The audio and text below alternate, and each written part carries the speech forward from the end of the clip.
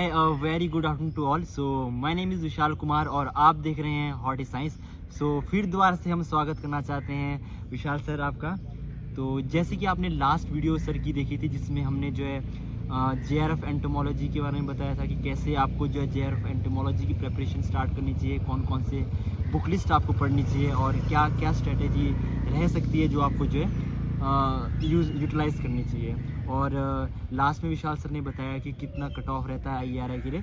So today हम JRF entomology तो नहीं, SRF एंटोमोलॉजी के बारे में डिस्कस करने जा रहे हैं। तो हम कंटिन्यू करना चाहेंगे विशाल सर की जर्नी। जब आपने JRF एंटोमोलॉजी क्रैक किया उसके बाद आपने जो है मास्टर्स कहाँ से की थी और मास्टर्स में आपको ऐसा क्या लगा कि आपको जो है SRF भी एंटोमोलॉजी में ही करना चाहिए, कि आपने जॉब के लिए अप्लाई नहीं किया, कि क्या क्या क्या आपके वो रहे कि स्ट्रगल्स रहे आपके, वो सब प्लीज़ बता दीजिए।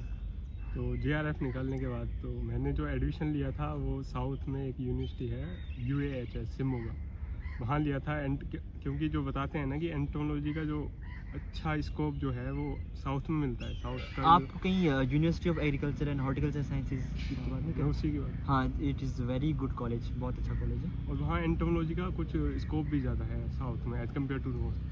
सो मैंने सोचा तो था, मतलब मैं गया भी था वहाँ पर, तो कुछ प्रॉब्लम्स मुझे फेस करनी पड़ी क्योंकि वो डेफिनेटली साउथ एक अलग एरिया है, कल्चर और वो अलग है, उनका खाना भी अलग है। बट मैं स्टूडेंट आपको बताना चाहूँगा कि नॉर्थ इंडिया में जो आपको अच्छे एंटोमोलॉजिस्ट नहीं मिलेंगे definitely, but south India is full of entomologist. इतने बेहतरीन साइंटिस्ट जो IRI में भी जो मेजर साइंटिस्ट रहे आज से पहले भी, वो शायद साउथ इंडिया से ही पढ़े हुए थे।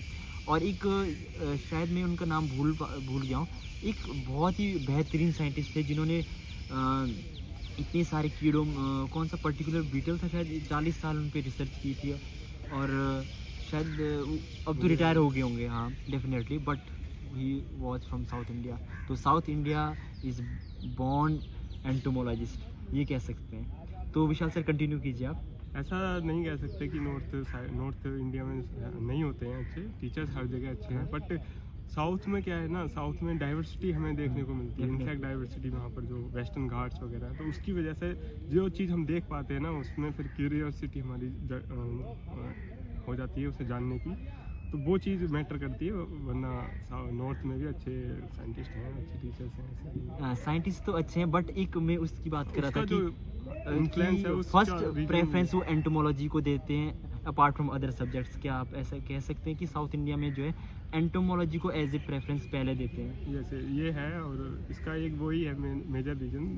स्टार्टिंग हमारा जो बेसिक होता है वहाँ पर बहुत सारी टर्मिनोलॉजीज ऐसी आती है जो हम रिकवर नहीं कर पाते हैं और कंफ्यूजन करता है। तो इस वजह से नॉर्थ स्टूडेंट बचते हैं उससे लेने से, एंटोलॉजी का मेजर सब्जेक्ट लेने से बचते हैं। बाकी फिर वहाँ पर मैंने छोड़ दिया था 1 महीने करने के बाद। फिर मैंने यहाँ मास्टर्स से नाइन में सेंट्रल एग्रीकल्चर यूनिवर्सिटी में ज्वाइन किया था। ICR के थ्रू ही उसी ईयर ज्वाइन किया था। वहाँ पर स्पोर्ट काउंसलिंग के थ्रू वहाँ पर एडमिशन हुआ था। मैं स्टूडेंट्स को बताना चाहूँगा कि जब विशाल सर वापस आए वहाँ से साउथ इंडिया से, तो काफ़ी निराश थे, मतलब कि काफ़ी टूट से गए थे। इन्होंने अपनी स्टोरी जो है मेरे साथ शेयर की थी कि मतलब काफ़ी टूट गए थे।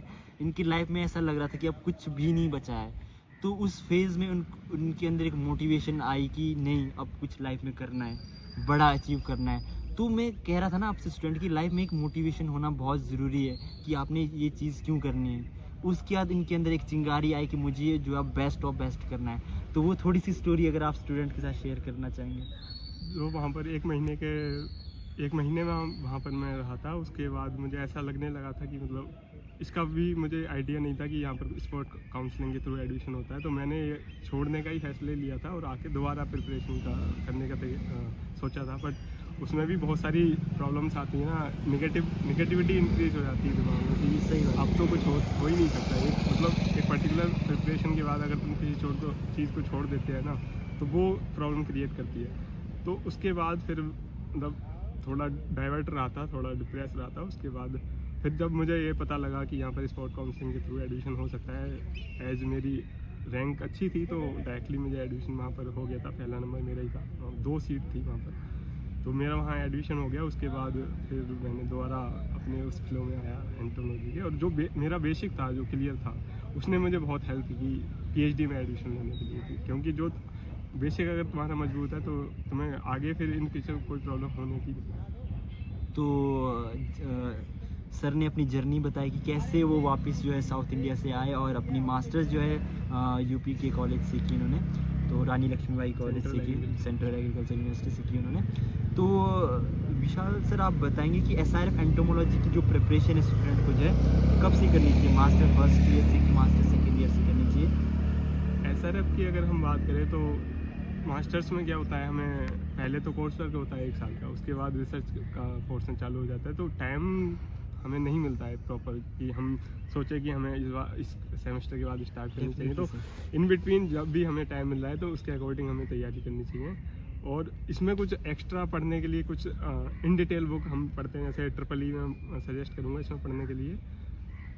मुझे तो इतना टाइम नहीं मिल पाया था क्योंकि मेरा थोड़ा मॉलिकुलर काम था, तो उस वजह से थोड़ा कम टाइम मिला था। बट ट्रिपल ई है, आरएफ चैपमैन भी लोग पढ़ते हैं, बट वो थोड़ी लैंग्वेज वाइज थोड़ी टाइट हो है। बाकी इसके लिए हमें प्लांट पैथोलॉजी पढ़नी पड़ती है एसआरएफ में, क्योंकि एसआरएफ में प्लांट पैथोलॉजी के क्वेश्चंस आते हैं जो 50 क्वेश्चन का होता है, उसमें इंटीग्रल पार्ट है, इंटीग्रेटेड पार्ट। यहाँ पर हमारा प्लांट पैथोलॉजी हो जाता है। और अभी जो सेंट्रल सिल्क बोर्ड के जो पेपर होने लगा है, तो उसकी वजह से जो सेरीकल्चर का पोर्शन है वो भी डोमिनेंस कर रहा है इस एंटोलॉजी एसआरएफ के पेपर में। तो उसके लिए भी हमें पढ़ना पड़ता है इस एडमिशन लेने के लिए, या फिर सेंट्रल सिल्क बोर्ड में जो पोस्ट आ रही है साइंटिस्ट की, उनके लिए भी। तो it's better to choose both of those, plant pathology and sericulture subject in this preparation of SRF. तो ये जो जितने भी आपने बुक्स बताए उनको पढ़ के जो है स्टूडेंट्स जो है एसआरएफ क्लियर कर देंगे और आईएआरआई में भी उनकी एडमिशन हो जाएगी। तो जैसे कि और डाउट रहते हैं कि विद इन रिसर्च जो है काफ़ी डिफ़िकल्टी रहती है कि स्टूडेंट को जो है कि कैसे हम एसआरएफ की प्रिपरेशन भी साथ साथ करें। तो कितना टाइम जो है ऑन डेली बेसिस जो है स्टूडेंट को जो है देना चाहिए अपने एसआरएफ की प्रिपरेशन के लिए? मुझे लगता है 3 to 4 आवर्स इज। और उसके लिए इसमें कुछ बुक्स और ऐड करना चाहूँगा। जैसे सेरीकल्चर मैंने बताया, तो सेरीकल्चर में एक सुलोचना शेट्टी की एक बुक है, इंट्रोडक्शन टू सेरीकल्चर। और प्लांट पैथोलॉजी के लिए कांग एंड मान की प्लांट पैथोलॉजी की बुक है। और एक उत्पल कुमार भट्टाचार्य, ये 2 बुक मैंने खरीदी थी प्लांट पैथोलॉजी के लिए। जैसा कि टाइम कम होता है ना, तो ये अगर हम बुक कवर कर रहे हैं तो इट इज़ सफिशिएंट फॉर ऐसा। ओके, जितने भी बुक लिस्ट आपने बता दी वो सफिशिएंट है। तो और इसके बाद एक और डाउट रहता है कि जैसे कि जेआरएफ में भी हमने डिस्कस किया था, what is the safe score to secure IARI in SRF में भी बता दीजिए कि कितना सेफ स्कोर है? एसआरएफ की अगर मैं अपने टाइम की बात करूं तो मेरे 296 थे और मुझे आईआरआई 296 पे मिल गया। क्योंकि एसआरएफ का थोड़ा और टफ होता है और थोड़ा मतलब पोर्शन वो करंट वाइज डेटा ज़्यादा पूछते हैं, तो उसकी वजह से स्कोर ज़्यादा अच्छा नहीं कर पाते हैं। तो मुझे लगता है कि 300 plus is better for SRF. Okay, 300 plus जो है एसआरएफ में भी आपको चाहिए। और करंट का आपने पोर्शन कहाँ से कवर किया था एसआरएफ के लिए? करंट का हमें फ्रिक्वेंटली विजिट करना चाहिए, जो इंस्टीट्यूट है एंटोमोलॉजी से पर्टिकुलरली रिलेटेड है, उन पे न्यूज़ वगैरह आती रहती है, क्या मतलब करंट में क्या रिसर्च चल रही है, क्या क्या चीज़ है। तो उसके लिए मुझे लगता है वो चीज़ देखनी चाहिए। और एक ऑब्जेक्टिव एंटोमोलॉजी की एक और बुक है, एंटोमोलॉजी क्वेश्चनेयर, वो राजा ऋषि सर हमारे सीनियर हैं, उनकी बुक है। तो वो उसमें बहुत अच्छा दिया हुआ है ऑब्जेक्टिव, जो करंट से रिलेटेड भी है। तो वो बुक आई वुड से उसे पढ़ना चाहिए।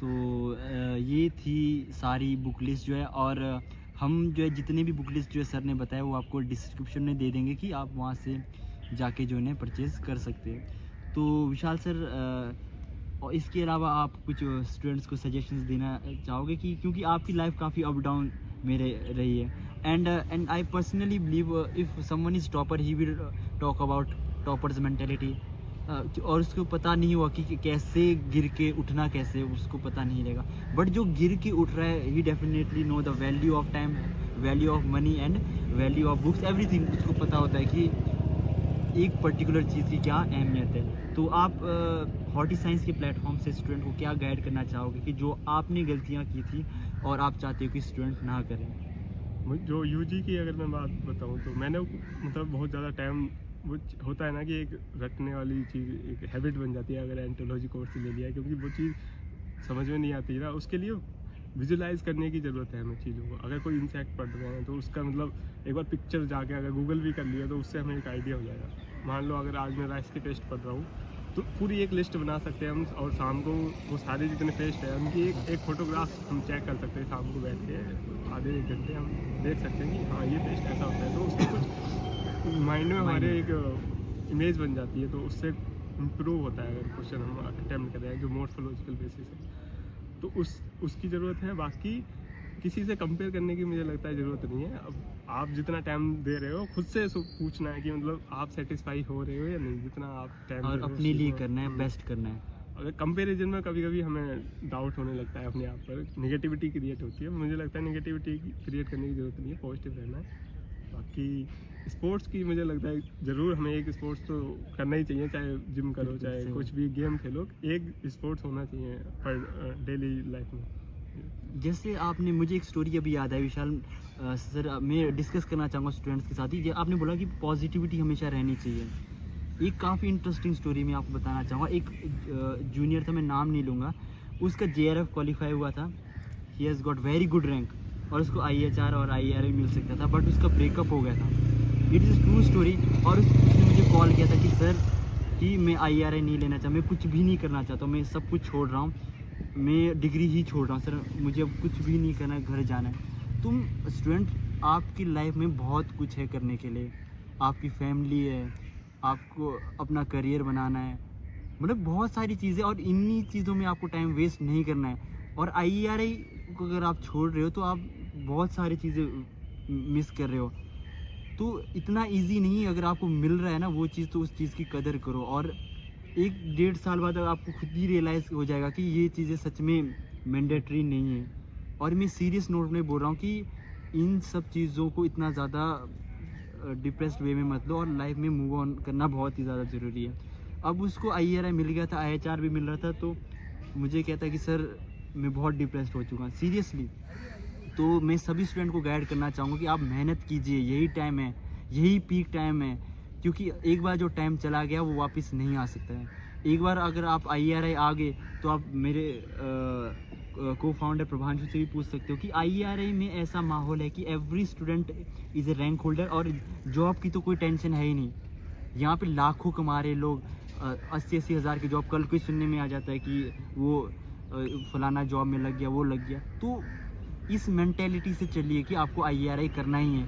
क्यों विशाल से सही कह रहा हूँ मैं? सही बात है, और लाइफ में अप डाउन आते रहते हैं, तो डेफिनेटली। जो भी फेज आ रहा है उसको हंस के पास करो, आराम से एंजॉय करो।